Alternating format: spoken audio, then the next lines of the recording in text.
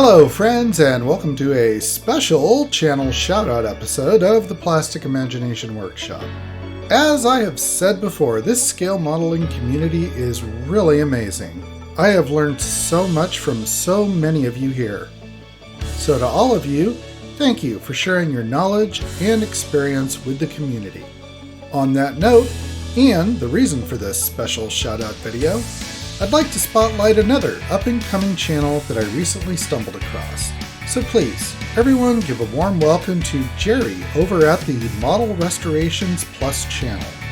Jerry has a great channel and lots of interesting videos, most of which spotlight his restoration of old models. He has a really nice collection of kits and offers up some really great information, product reviews, and many tips and tricks. He has restored many model cars with a few other types of models thrown into the mix.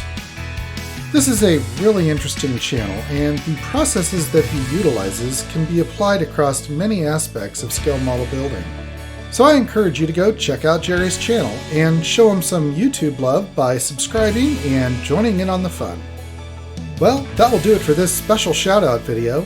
Remember to tune in next week for a brand new episode where I do a full build and review of the 120 scale midget racer from Atlantis Models.